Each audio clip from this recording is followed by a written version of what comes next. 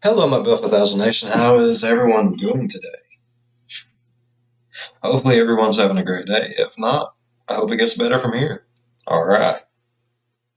All that aside, welcome all new subscribers. I have seen,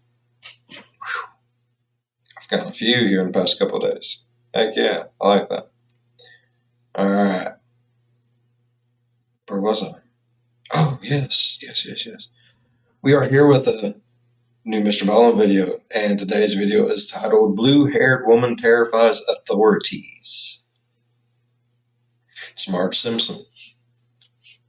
Yep. All right. Let's go ahead and get into today's story. Turn the lights down low, put on something comfy, cup up with something special. Let's get spooky.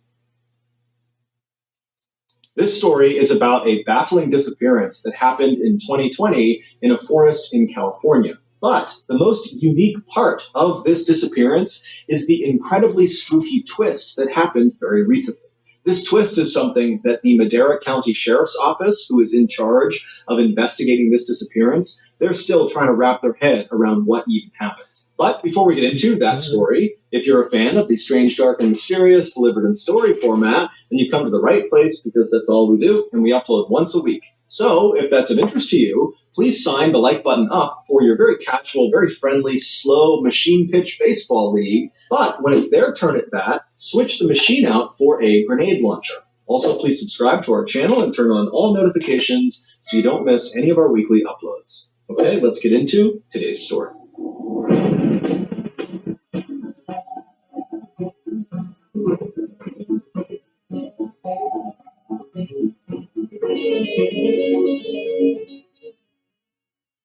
On March 11th, 2020, the World Health Organization declared that the COVID-19 outbreak was so bad that it had become a global pandemic, which meant this new highly infectious disease had spread virtually everywhere on the planet.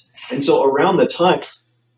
Oh, yeah. Unfortunately, we all remember this, don't we?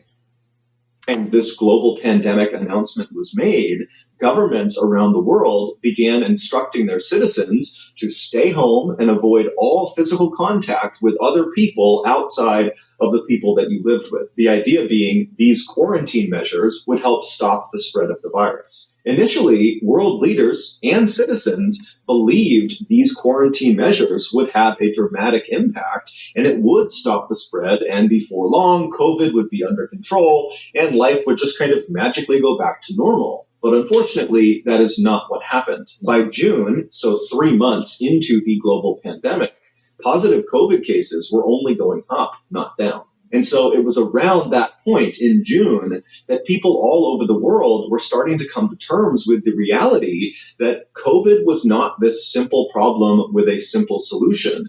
It was a complex health issue that likely was going to be around for a long time, which also meant these strict quarantine measures also would likely be around for some time.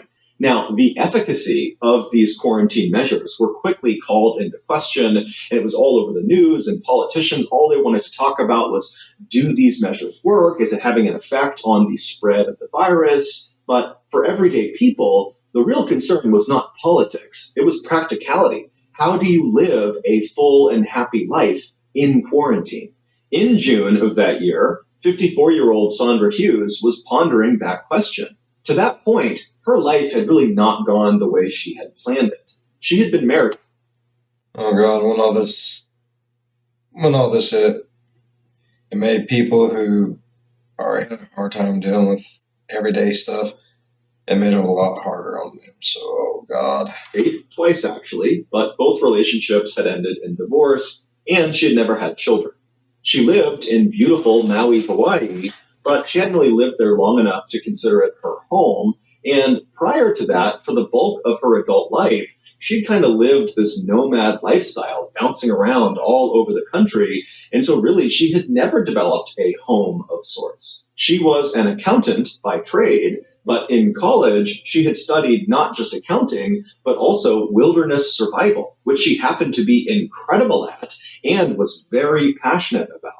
Growing up, she had always been a big outdoor enthusiast, and so she had always thought one day she would become a park ranger. And so that's why she was studying wilderness. I always wanted to be a park ranger.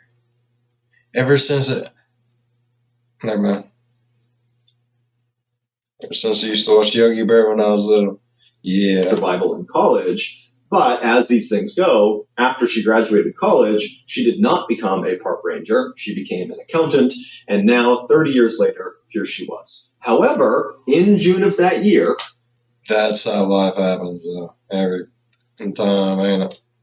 With COVID quarantine restrictions putting her and everyone else's life basically on pause, Sandra suddenly saw an opportunity. And that was to embrace this break from reality and spend this strange time in history back out in nature, getting back in touch with her roots as an outdoor survivalist. And so at the end of that June, Sandra would sell her place in Maui and she would move to Madera County, California, which is located smack dab in the center of California, situated just south of Yosemite National Park and just north of the Sierra National Forest. Then on June 26th, after Sandra had gotten settled in her new place in California, she would contact her family and tell them that she planned on going on this extended solo camping trip in the Sierra National Forest, and that she would be in touch with them in the coming weeks when she was back out. To Sandra, this trip was going to bring her lots of happiness and fulfillment,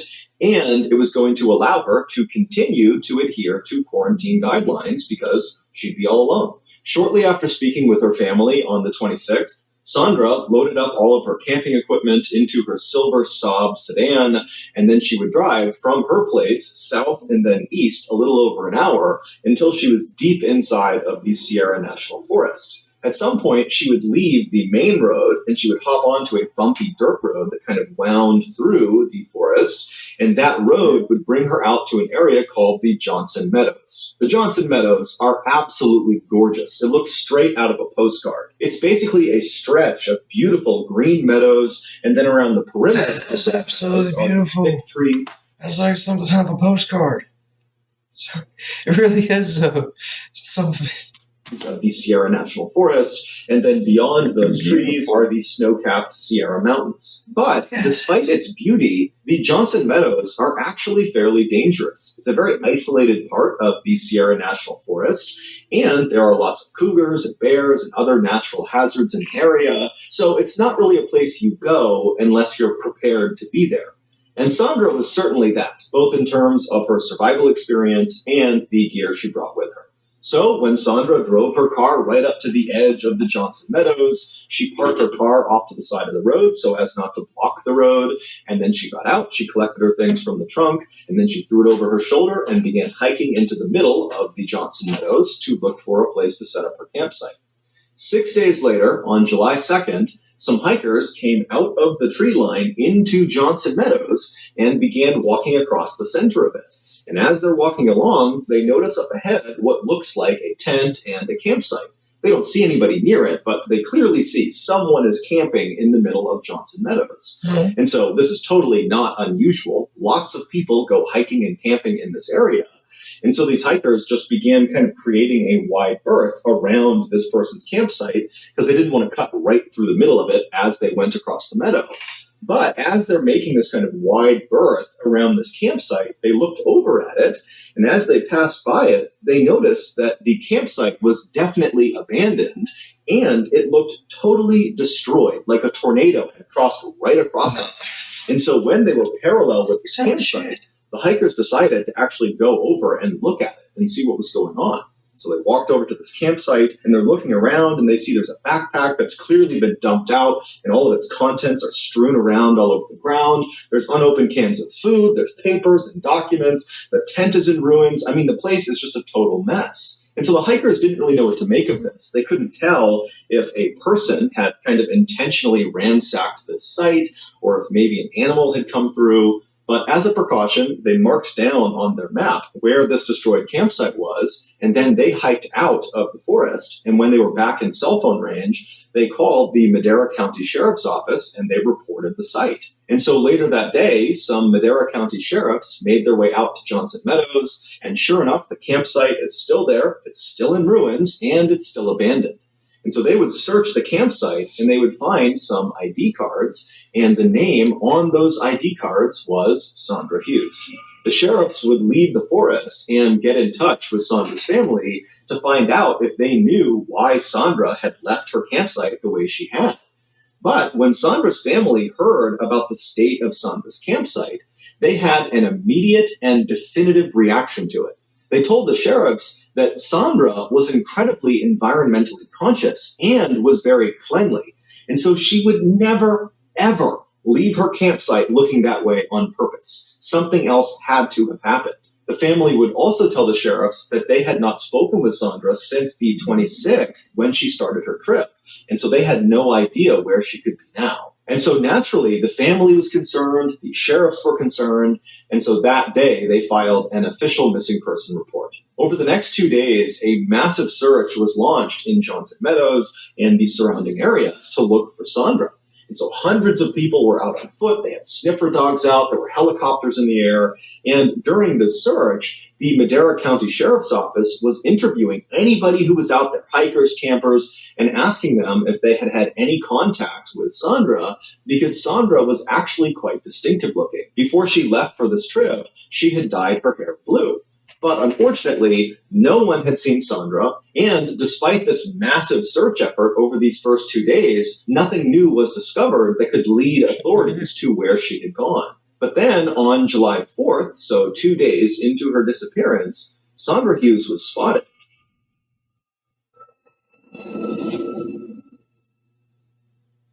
Before we get to the rest of today's video, I want to tell you about today's sponsor, NordVPN. I used to be just like you, spending every waking second combing the internet. Your data stays safely with their users from malicious sites. What NordVPN has right now is through my YouTube offer. Right now, NordVPN is an exclusive. Again, go. And they saw this woman who was just standing off to the side of the meadow. She was by herself. She had no gear with her. She was barefoot. She had a black shirt on. She had blue jeans on. She had a bruise on her face. And she was just kind of standing there as if she was waiting for something. And as these hikers walked past her, they definitely noticed her, but she didn't wave them down. She didn't act distressed. She didn't look like she needed any help. They just kind of saw this person minding their own business, and they walked right on past her.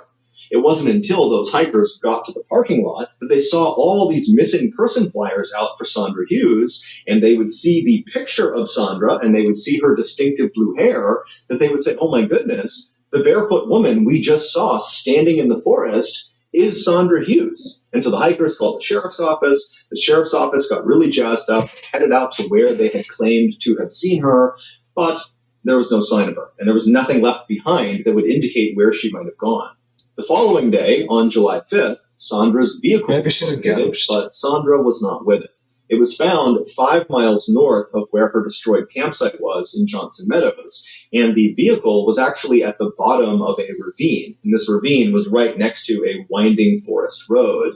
And so after looking at the damage on the front of the car, authorities believed Sandra was driving the car on that road and then hit a tree, and then she rolled off the embankment down to the bottom of the ravine. There was no blood inside the vehicle, so it wasn't immediately clear if this accident had actually done any physical harm to Sandra.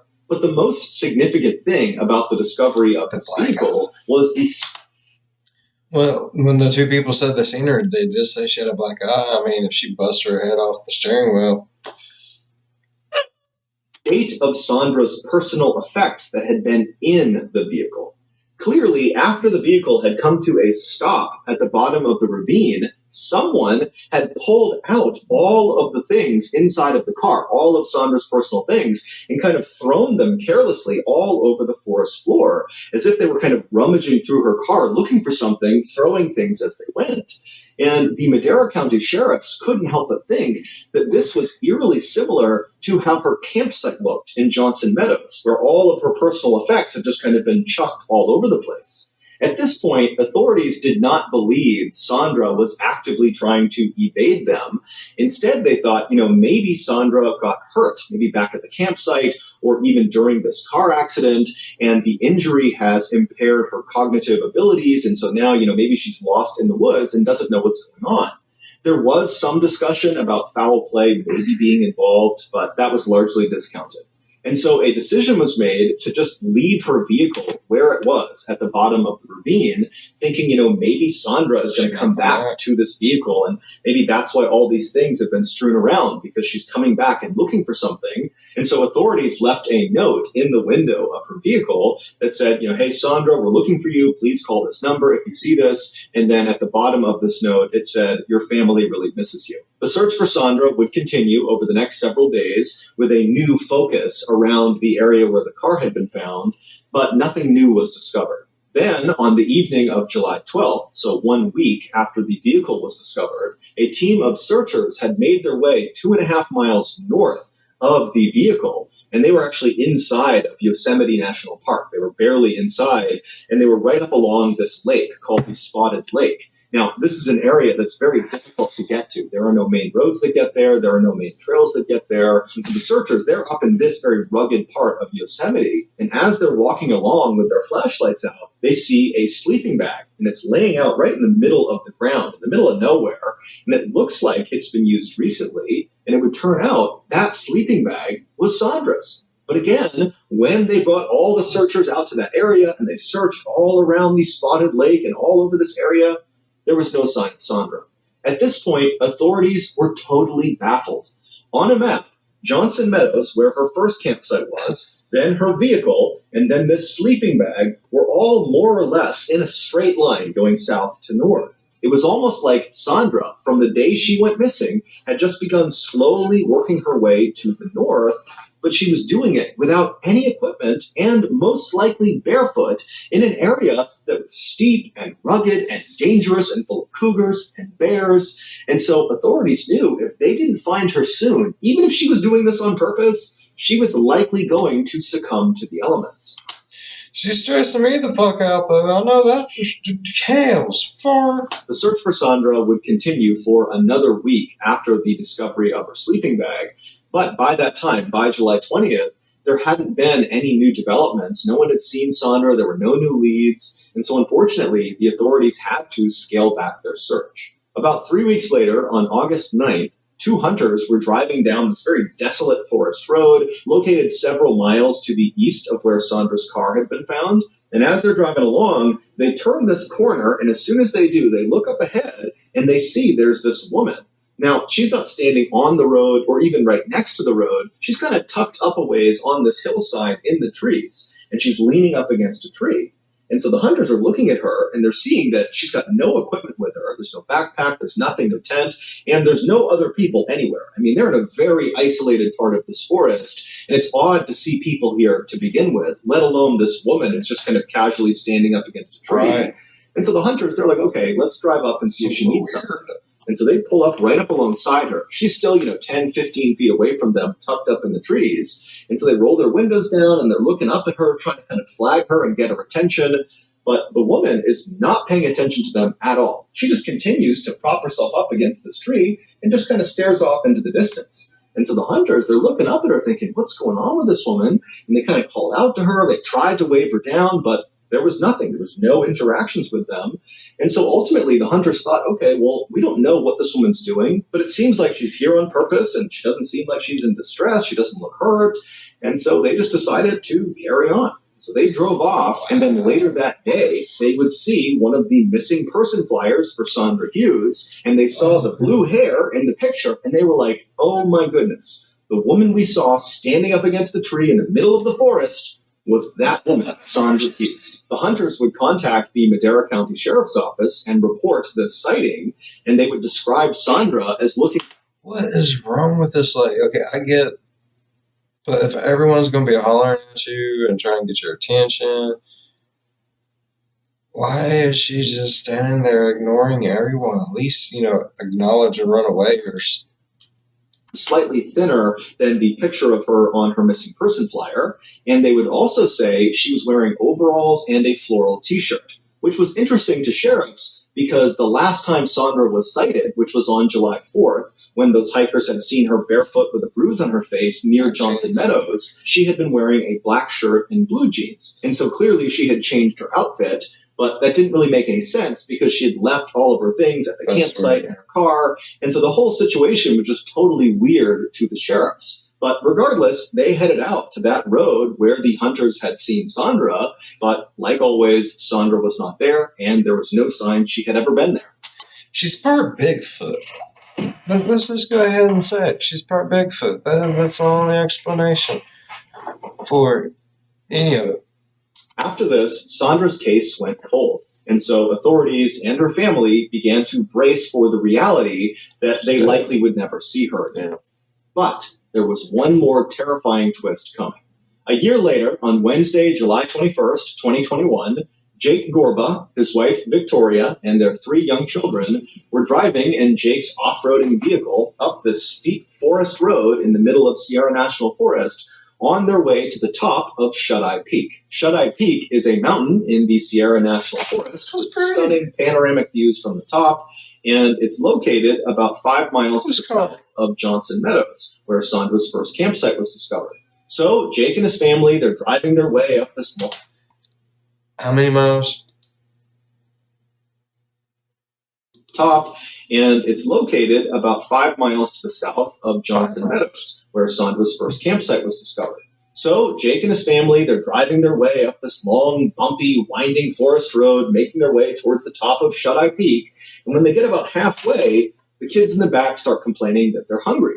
And so Jake and Victoria, they decide, you know what, let's just pull over at the next natural stopping point and we'll have a quick lunch and then we'll continue on the rest of the way. And as luck would have it, the road they were on would actually level off and lead them to this kind of short, flat section of the mountain. And in this flat section was this beautiful little meadow that butted up against some trees. And so Jake and his wife thought this is a great place to stop and have a little picnic. And so he pulled his truck over on the side of the road, he parked it, he turned the engine off, and then as Jake and his wife are kind of gathering up their things before they get out of the vehicle to go prepare this picnic lunch, they hear their 3-year-old son named Caden, who's in the back seat right near a window, start talking. And so Jake and Victoria instinctively turned around to see who Caden was talking to, and they saw Caden was not talking to himself, he was not talking to his siblings, he was turned and looking out his open window, looking across this small meadow into the forest, engaged in some sort of intense conversation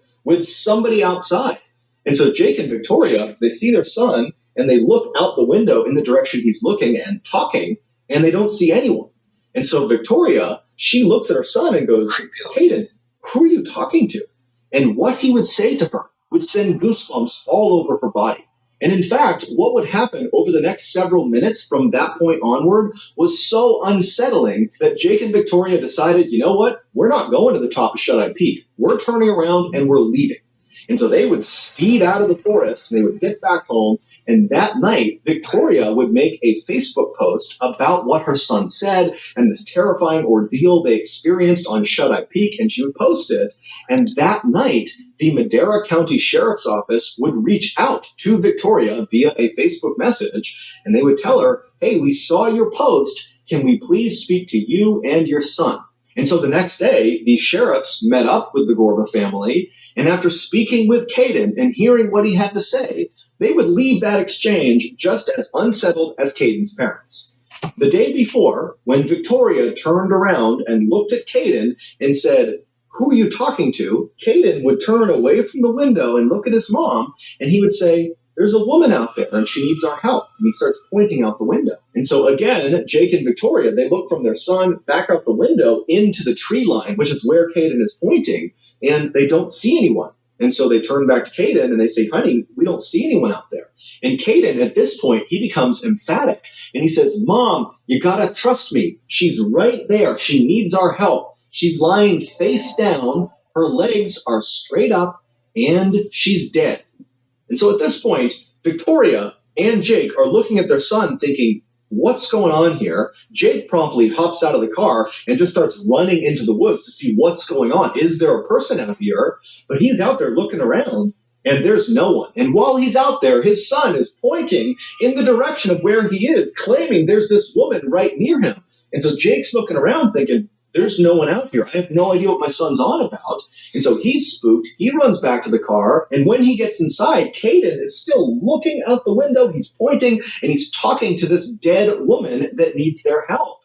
And so Jake and Victoria, they were horrified. They turned around, they left. And then that night, when Victoria made that Facebook post, she included in the post what this woman apparently looked like based on what Caden said. And what Caden said was she had a black t-shirt on, blue jeans on, and blue hair.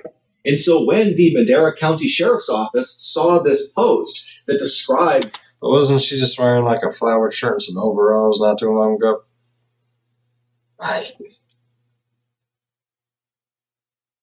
I'm so confused over the whole situation. Seeing a person in a black shirt, blue jeans, and blue hair, they knew that description matched Sandra Hughes. And so when the sheriffs met up with the Gorba family, they brought with them a lineup of several women. And they went right up to Caden, and without giving him any extra information, they just showed him all these pictures of all these women.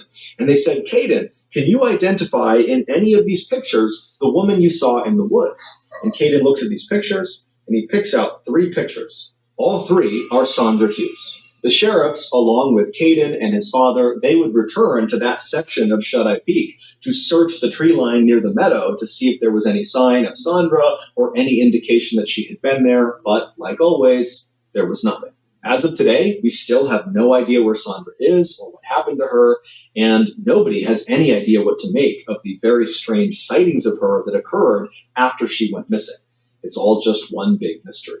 If anyone has any information about Sandra Hughes, you are encouraged to contact the Madera County Sheriff's Office. The number is right here and also in the description. There. Right there.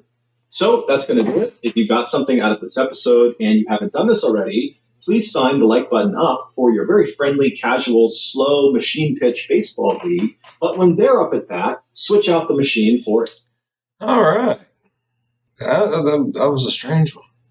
Strange fucking mysterious. That was a strange one. All right. Yeah, most definitely. If anyone knows anything, give that number a call. Even if, it is something bad, it's at least the family has closure and all that good stuff. Yeah. All right. So, if y'all enjoyed today's video as much as I did, please give it a thumbs up. And thank everyone out there who has been doing that. Like, I see it, I notice it. Thank you all so very, very much. And if you're a fan of the spooky, scary, strange, or deranged, think about subscribing. That's what we do. As always, be good on one another. I'll see you in the next one. Bye-bye. Yeah, so, she's part Bigfoot. Yeah, it's gotta be part Bigfoot.